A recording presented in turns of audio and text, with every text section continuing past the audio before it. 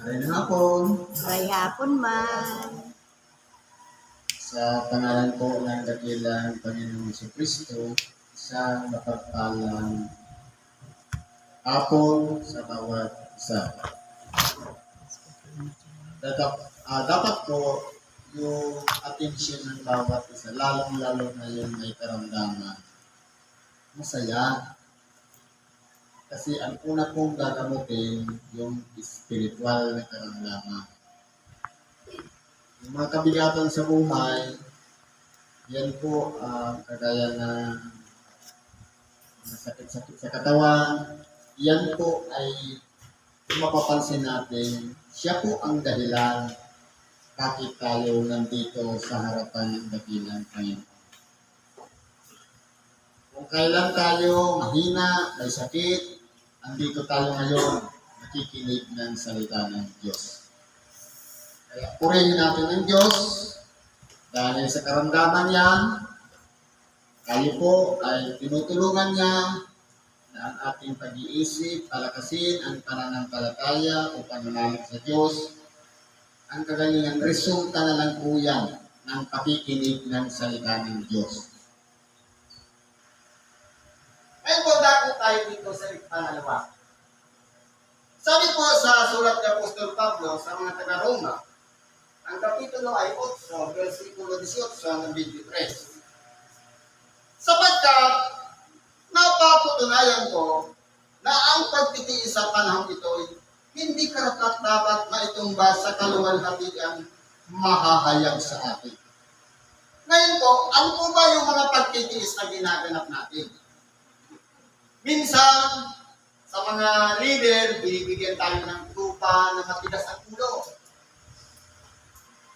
Minsan naman, sa pamumuno, sa isang iglesia, hindi nagkakasundo-sundo. Iba-iba ang pananaw, paninindigan. Minsan naman, sa loob na lang ng pamilya, halos, kumbaga, kabisado na natin ang salita ng Diyos, pero pag sinishare natin, pag uwi natin sa ating bahay, walang nakikinig. Kumbaga, binabalik mo na yung araw na tinanggap natin dito, bigbig natin pag-uwi, yung anak natin, ganun pa rin, matigas pa rin ang ulo. Ngayon po, mga bagay na yan, dapat nating pagtiisan.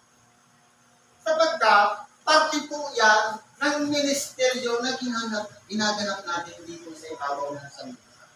Yan po yung tinatawag na pasanin ninyo ang cross araw-araw.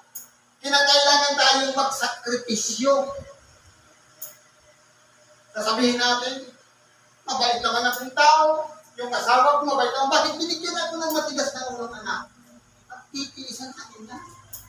Parte po yan ng isang dapat na ginagawa natin yung tamang solusyon sa mga bagay na yan. Maingat naman ako. Pero nga kung nakilala, ang bisyo niya lang, isang shot ng alak gabi-gabi. Kumakain siya ng gulay. Marami siyang tubig na iniinom. Sapat na tulog at pahinga. May vitamins ba yan? Ngayon, stroke.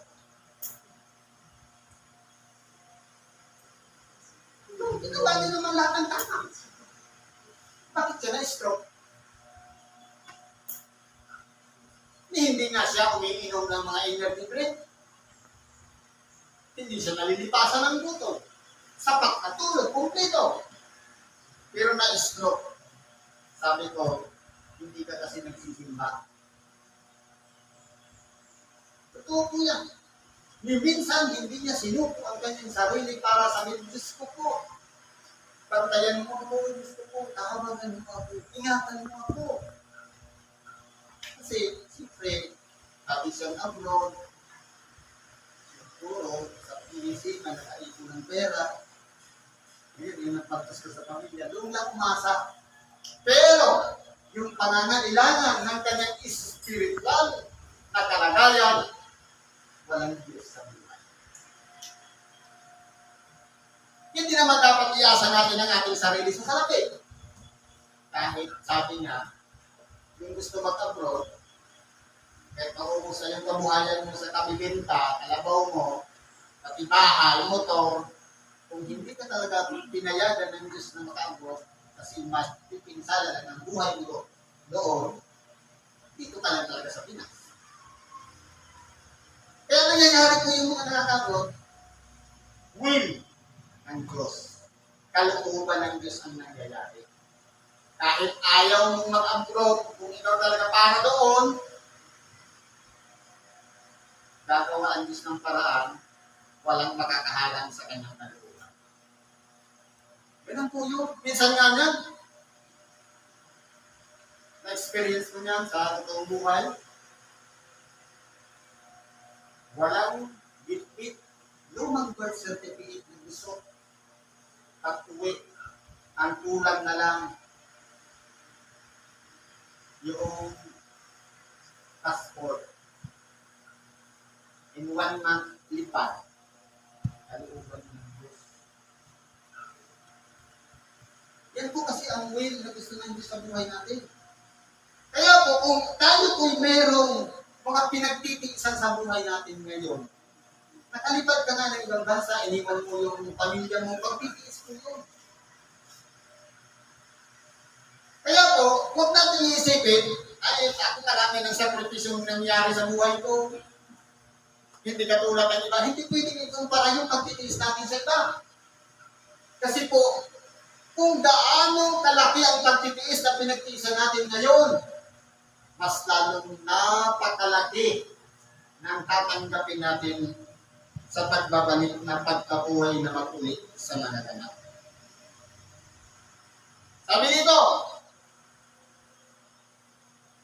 sapagkat ang maningas na pagmimiti ng buong nilalang ay naghihintay ng pagkahayag ng anak ng Diyos. Totoo po, inaasahan nating mahayag na bumalik ang ating dakilang Panginoon.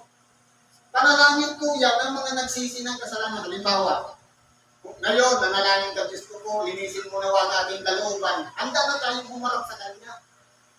Pero pagka minsan, naiinip, takay pang babalik ang ating dakilang Panginoon. Sige, bubugin na muna yung anak, yung ano.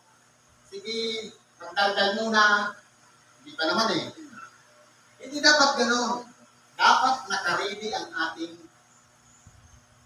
sariling akalat sa Diyos. Paano kung halimbawa, sasabihin natin, hindi sa 2030 pababalik ang ating dakilang Panginoon. Siyempre, gumawa ka muna ng kasalanan ngayon. Sige. Pag kagabi, nakalimutan natin manalangin, kinabukasan, hindi na tayo nagising. Magkakahingi pa ba tayo ng tawad? Wala na. Pero kung i-ready natin ang ating sarili, bago pumikit ang ating mata, para matulog, magsisi tayo maglinis ng kalikutan. Hindi man tayo magising. May magandang result na mangyayari sa buhay natin sa pagbabalik ng ating dakilang. Kaya bakit yung mga masama na hindi makuhang manalangin, humahaba ang buhay? At yung mga babae, sabi na sa kanta, sana kunin ka na ni Lord.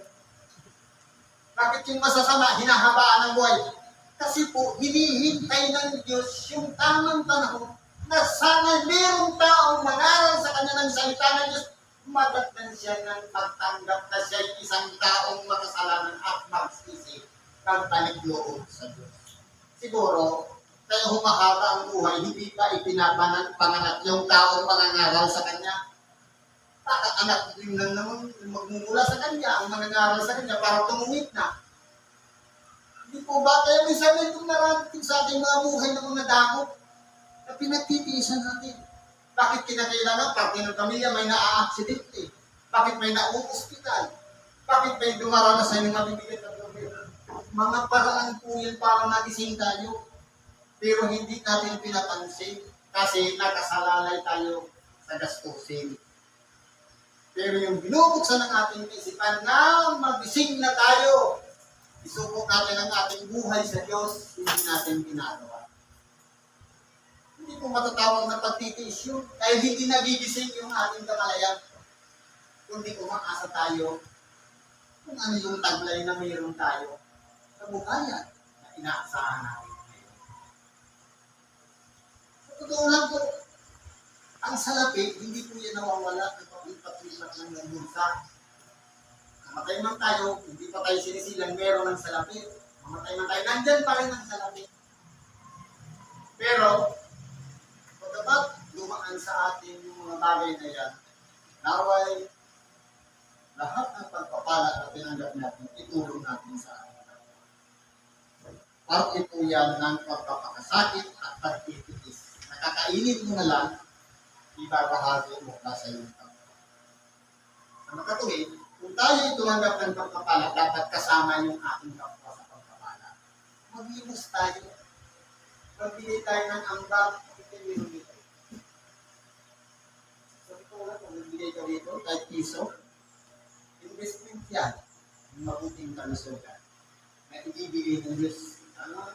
Napakagandang buhay. Tingnan ko yan. Sabi ko dito, sapagkat ang buong nila ay nasakop ng kawalang kabuluhan. Ito po, yung ating kaisipan, nasakop na. Ano po ba yung pinagkakabalaang natin mag-apo? Pagising pa lang, chat. Ng video sa Facebook, YouTube. Pero minsan na nagsabi tayo ng salamat Diyos, gising pa ako ngayon. Wala. Minsan naman, nanguuna pa yung pagdimas ng manok kaysa magpasalamat sa Diyos. Buti pa yung manok, pero yung anak na umiiyak, wala. Sabihin yung asawa, man, yung anak mo umiiyak, wala. Walang vitamins yung anak, pero yung anak, pure. Tama mali. Hindi po ba? Ang buong nilalang ay nasakop ng kawalang kabuluhan, hindi sa kanyang kalubag, kundi dahil doon sa sumakop sa kanya. Sa pagkasa. Kaya kung ano po yung iniisip natin bago tayo matulog, yun po yung ina-attract natin na pagkasa. Halimbawa, may sakit tayo, nung natulog, nagsisi tayo, naglinis ng tayo. Ang inaasahan natin, bukas magaling na tayo. Ibibigay talaga yan ng Diyos. Kasi kung ano yung iniisip natin, yun yung ina-attract natin, ibibigay niya. Ang pinakamagandang susit yan, bago matulog, i-attract natin yung utak natin sa ganung bagay. Positibo. Huwag natin iyasahan na, iinom ako ng agbatin ko, gagaling na ako. Inom ako ng damot, gagaling. Hindi po. Hayaan natin ang Diyos ng magkaroon ng kagalingan. Binibigay niya po yan sa tamang panahon. Bakit po mayroong mga taong may karamdaman, ang tagal gumaling? Kasi po, tinuturuan tayong magtanda. Kasi naabuso natin yung katawang binigay sa atin, na dapat sana, maging templo ng Diyos na buhay, maging templo ng Espiritu Santo, pero naging templo ng Ginebra San Miguel. Ng usok o sigarilyo. Dapat po ba ganon? Kaya nung ginagawa ng Diyos, sabi niya, pinapalot niya yung ituturing niyang anak at hinahampas para magtanda, matakunan at huwag nang bumalik sa dating ginagawa. Kaya kung mapapansin natin, yung karamdaman, resulta na lang po yan ng kapabayaan natin sa ating mga sarili. Sabi dito, na ang buong nilalang naman ay magiging laya mula sa pagkaalipin ng kabulukan sa kalayaang maluwalhati ng mga anak ng Diyos. Ito po. Pagamat itong ating katawan may kabulukan, na kung titingnan po natin, mula pa noon hanggang ngayon, ang senaryo ng buhay ng tao, pare-parehas na. Ipapanganak, lalaki, mag-aaral, magkakapamilya, mamamatay. Pare-parehas lang ang dagatan, papunta sa kabulukan. Pero ang abangan natin, na pagkatapos nitong kabulukan, dapat po mayroong sumilang niya na buhay. Katulad ng sinabi kanina, butil ng trigo. Binhi. kinakailangan sumibol mula sa kadiliman sa ilalim ng isang matabang lupa. Siya ay magkakaugat, mabubuhay siya. Dapat ganun po ang magiging kalagayan. Kaya huwag natin isipin, nakahantong lang ang ating buhay sa kamulukan. Kundi, dapat yan buhay na buhay. Malagot man ang ating hininga, inihanda natin ang ating sarili sa isang buhay na inaasahan natin ang buhay na walang hanggan sa piling ng Diyos. Kasi pare-parehas tayo danas ng buhay na walang hanggan. Buhay na walang hanggan doon sa kahirapan. Sa dagat-dagatan ng Apo ng Impyerno. Buhay na walang hanggan doon sa piling ni Kristo. Alin yung tatargetin natin, yun yung tatasan natin. Pagkaman tayo daranas ng kabulukan, pero yan po ay parte ng pagdadaanan ng tao. Nang sabi, maliban na ang butil mamatay, hindi siya magkakamit ng buhay. Sa makatuwid, tayo po yung butil na yan. Na kung hindi tayo daranas ng kamatayan, hindi natin makakamit ang buhay na walang hanggan. At ang sabi dito, sapagkat alalaman natin na ang buong nilalang ay humihigit at nagdaramdam na may kahirapan na kasama natin hanggang ngayon. Di po ba? Minsan ayaw natin ang isa sa pamilya natin magkasakit. Bakit? Kasi kahit wala kang sakit, damay ka. Punta mo lang sakit ka, bantay ka. O nandun na naman yung malilipasan ng buto. Tubig na lang na piling mo naman gawin sa bahay. Ihingi mo ka o kaya bibili mo ka.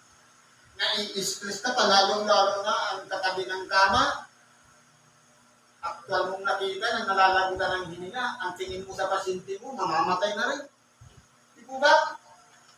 Kaya ang iba, takot ng pa-hospital. Sa bahay na lang ang gamutan. Maglaga-laga na lang ng sampo. Di po ba? Lahat ng mga problema, may solusyon po yan. Naman, antayin natin yung ang Diyos mismo ang magbigay sa atin ng tamang kasagutan sa mga kahilingan natin. At ibigyan niya tayo ng isang kasagutan sa bawat kahilingan natin. Kaya po, totoo, ang buong nilalang humihigit, nagdaramdam. Damay-damay po sa siyang pamilya kapatid isa may sakit. Hindi man tayo yung nakaratay, pero apinkado po tayo. Dahil po, sa pagmamahal natin sa kapatid. Sabi nga dito, nagdaramdam na may kahirapan na kasama natin hanggang ngayon. Ito po, hanggang ngayon, minsan kasama natin ang isa sa nangangailangan ng tulong. At hindi lamang ngayon, kundi pati naman tayo ay mayroong mga pangunahing bunga ng Espiritu. Ang makatuwid, pagay tayo naman ay nagsisibik din sa ating sarili sa paghihintay ng pagkukupkop na dilitbay ang pagtubos ng ating katawan.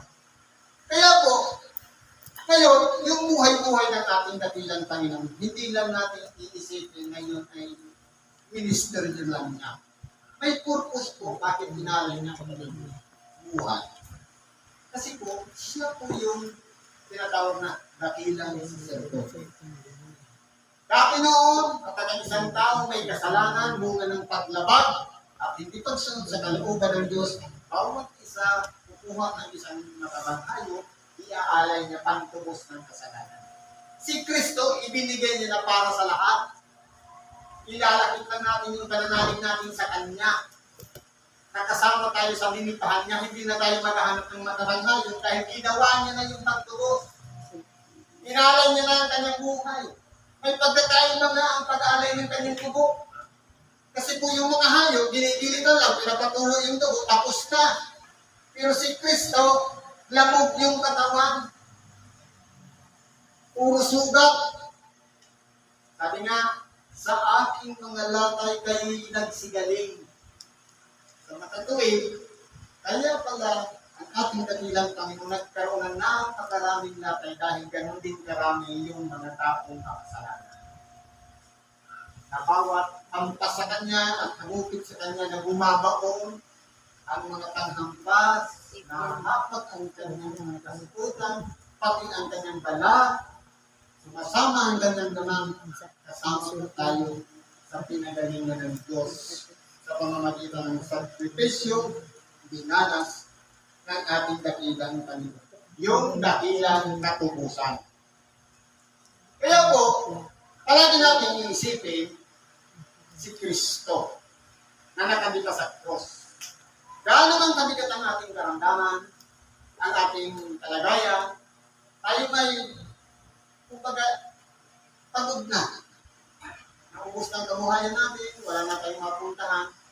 Tingnan natin ang kagalingan na ibinibigay ng nag-iisang Diyos. Siya lang po ang magtutugon sa kahilingan hinahanap-hanap natin. At kagalingan sa pisikal na katawan, at kagalingan na dapat itong taglay natin nag-iisang kaluluwang maligtas kasama doon sa pinubos ng ating dakilang Panginoong Jesucristo. Mapalad tayo kung nadagdagan na tayo ng kaunawaan at kaalaman na kinakailangan palagi natin iisipin ang Diyos lang na siyang gumawa sa atin, na siyang naglikha ng mga silula natin sa buong katawan. Milyones o bilyones na sila buhay na pinatutunayan ng mga siyensya. Yung tinatawag na DNA na taglay ng bawat isa sa atin. Kapag hinga pa lang natin, sinasambit na natin ang pangalan niya. Unang paglilitaw ka lang natin sa sanlibutan, iyak natin sinasambit na natin ang pangalan niya. Naway, may karamdaman man tayo, wala. Katulad man tayo ng musmus na bata o hindi o may lulang na dapat huwag natin kakalimutan ang Diyos na siyang may lupa sa bawat isa sa atin. Kaya pahalagahan natin yung pagkakataon na tayo ay naging mapalad, pinagkalooban ng buhay dito sa ibabaw ng sanlibutan. Sa kabila ng mga milyong-milyong selula na nabuhay, tayo yung mapalad na ipinaglihin ng ating ina at ipinanganak at nakita natin ang liwanag ng sanlibutan. Naway, araw-araw gawin natin Diyos ang nag-iisang Diyos sa ating buhay. Siya dapat ang nagpapasya at nagpupuntaw ng ating buhay. Huwag ang sarili natin kalooban. Siguro po, sapat na ang ating napag-aralan sa oras na ito. Hanggang dito na lang ako. Naway, ano man ang ating mga kahilingan, karailan ipagkatiwala natin sa Diyos. At naway, suko natin ang ating buhay. At hayaan natin siya ang pumilo sa ating buhay. Yung presensya niya. At tatamuhin natin ang kagalingan sa lahat ng ating karamdaman, spiritual at physical. Salamat sa Diyos at kapagpalang hapon sa bawat isa.